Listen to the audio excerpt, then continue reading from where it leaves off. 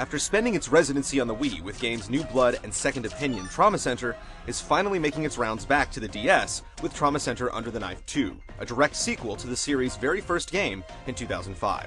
Wielding the stylus as a scalpel, Trauma Center has certainly earned its degree as one of the DS's most original games, but can it sustain its reputation? Toxicosis has subsided. Use the drain.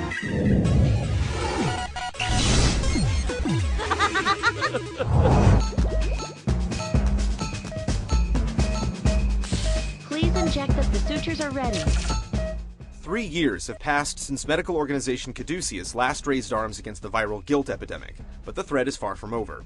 New symptoms and strains have begun to pop up all over the world, and rumblings of the return of Delphi, the terrorist cell responsible for the man-made virus, have gotten the medical community in a stir. Fortunately, even heroes make house calls. As veteran doc Derek Stiles, it'll be up to you and your trusty stylus to set things right again, one slice, stitch, and suture at a time. The sutures are ready. Use the forceps. Much in line with the look and feel of its predecessor, Under the Knife 2 enacts a visual novel presentation complete with illustrated story segments delineating each scene. Bookworms with a soft spot for manga narratives will dig the one that the game drums up, though players less inclined can fall back on the handy skip function to keep things moving along. The scenarios make some bolder moves this time around, like tending mining wounds in a war-stricken African nation. And the characters will make you genuinely feel for them, even more so when it comes time to save their lives on the operating table. For what's normally cast aside as set dressing in other games, Under the Knife 2's story elements stick out as one of its pillars.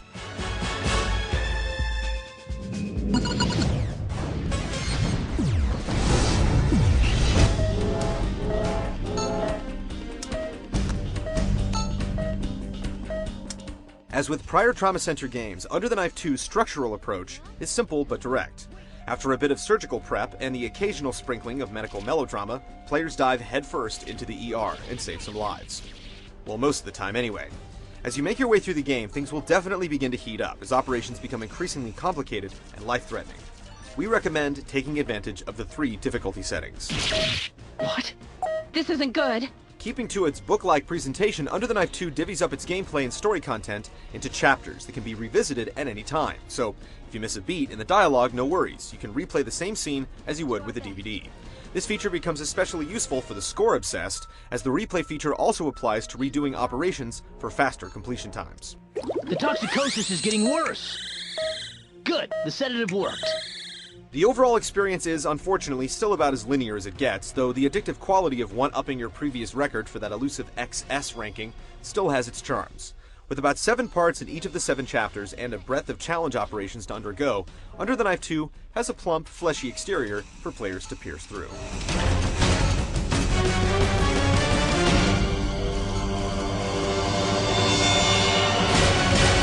That was truly amazing.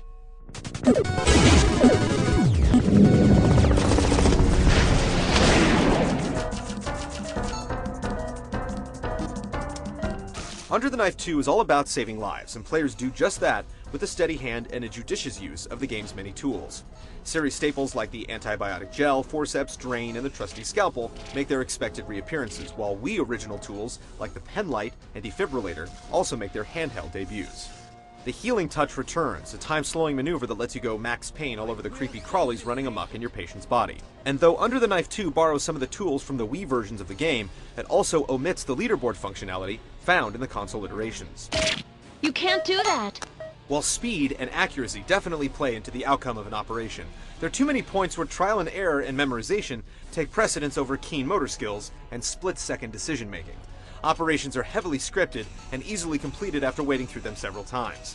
And the fluctuating challenge that you'd expect from working with an organic playing field instead comes off as feeling surprisingly synthetic. Though following the exact procedures for the game's more elaborate operations can be an immense challenge in itself, having to rely on tired procedures established in prior versions diminishes the sense of danger and unpredictability. There are only so many times that you can extract tumors, treat skin grafts, and slash the living daylights out of guilt virus strains without wondering what else you can do with your PhD. Chiral reaction is weakening.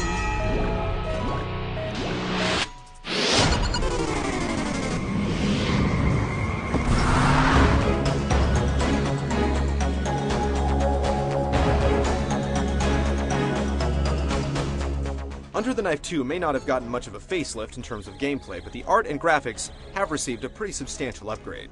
Adopting the look of the Wii games, the character portraits in Under the Knife 2 are a noticeable step up from the generic anime style featured in the first DS game, while the in-game graphics benefit from a cleaner interface and richer pastel-colored polygons. Musically, Under the Knife 2 also boasts a diverse soundtrack with some genuinely heart-pounding tunes. From somber post-op numbers to rousing operating themes, the soundtrack pairs well with the game's manga-themed presentation and hectic operations.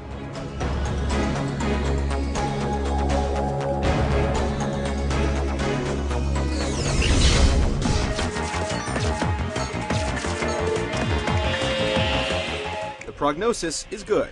Trauma Center Under the Knife 2 channels the spirit of the first game and then some, with a tighter presentation and a developed story sure to reward players who have persevered with Derek in the first installment. And though its sabbatical from the DS hasn't exactly provided a lot of new ideas, poking around someone's insides still remains one of the DS's surest thrills.